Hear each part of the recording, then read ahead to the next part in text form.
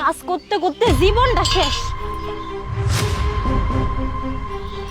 কি রে, রুটিটা সাথে সাথে কড়াইটা সোনার হয়ে গেল কেমনে?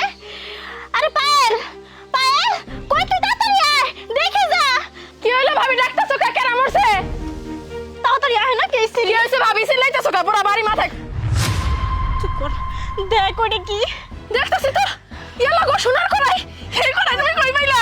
আরে পাইনি রে, আমি রুটি ছাড়তাছিলাম, রুটিটা খালি কড়াইয়ের উপরে রাখছি, মই দেখি কড়াইটা সোনার হয়ে গেল গা। এটা কি মিরাকেল? রুটিটা ধরো। না না, রুটিটা আমার জামাইটা ধরে দাও। দাও দাও দাও দাও। রুটি কিন্তু গরম। উরে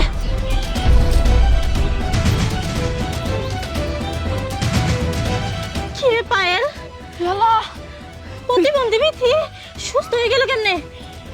ঠিকই তো দেখতেছি। ভাবি আমি সুস্থ।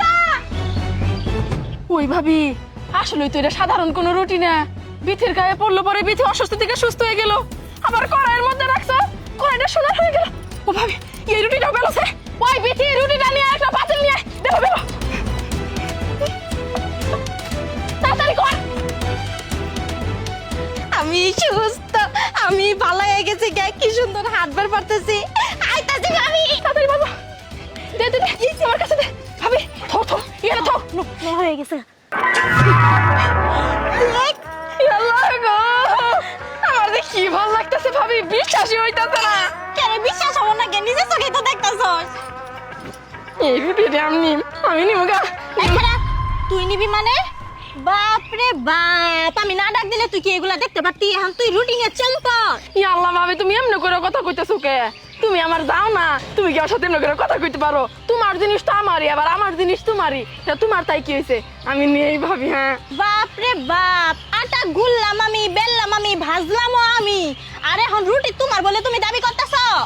তোমারে রুটি দিব আমি? ভাবি, এটা তো জাদুর রুটি, দেখলা না? সবকিছু কেমন স্বর্ণের হয়ে গেল গা, বিথি সুস্থ হয়ে গেল গা, আমার মাও না অসুস্থ। এই রুটিটা নিয়ে যে মায়ের শরীরের মধ্যে ফিক্কা দিমু, আমার মার বিছনা মারা থেকে সুস্থ হয়ে যাবো গা। নিয়ে ভাবিটা আমার, আমি নিম। তা তোর মা অসুস্থ সেটা তুই বুঝবি, আমি বুঝবো কে? আমার রুটি আমার ভালো ভালো বুঝাই দে। দেখো ভাবি, তুমি কিন্তু চাচা চুলাগো মতো কথা কইও না। তুমি আটা গুলতে পারো, রুটি ভাজতে পারো, বেলতেও পারো, কিন্তু আটাটা কিন্তু আমার জামাই তোমার আইনা দিছে। যেহেতু আমার জামাই আটা আইনা দিছে, এই রুটির অধিকার শুধুমাত্র আমার। এই রুটি আমি নিম, দরকার পড়ে সিনাই নিম। এই গায়ের জোর কারে দেখাস? গায়ের জোর কি আমার কম আছে নাকি? একবারে না শেষে ফেলাই দিমু। ভালো ভালো কথা, রুটি গুলো দে দে, রুটি গুলো দে দে। আচ্ছা ঠিক আছে ভাবি, আমরা নিজেকে মধ্যে চুল ছিঁড়াছিড়ি না করি। দুইটা রুটি আছে তো, একটা আমার দাও। হ্যাঁ, একটা তোমার নাও। একটা রুটি মানে তোর তো আদান রুটিও দিব না, তো উপরে যে পুইরা গেছে গা পুরা অংশ করে তোরে দিব না। দে দে না দিন না। ছাড়ো, ভাবি বলেছি ছাড়ো। ছাড়ো, আমার একটা দাও। কেমন চাচা চুলার মতো বলে? ইয়ে, তুই কি করলি এটা? আমি একলা খাবো। ইয়ে, ইয়ালা বেশি, ইয়ালা গো, ছেড়ে কি অবস্থা? ইয়ে মা, রুটি ছেড়ে কি সর্বনাশ হইলো? আমারও প্যারালাইজ হয়ে গেল না। তুই করলি নাকি?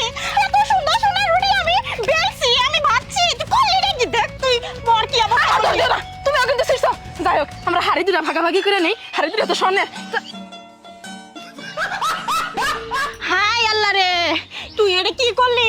সোনার হাড়ি দুইটা সিচার হাড়ি হয়ে গেল গা, তুই এটা কি করলি?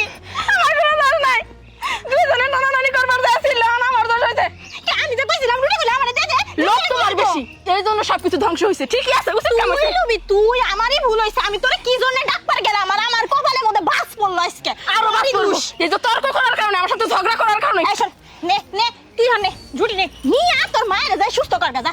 কে অর্ধেক রুটি দিয়ে আমার মারা সুস্থ করবো কে? তোমার রুটি তুমি কোজার মধ্যে ভরে রাখো।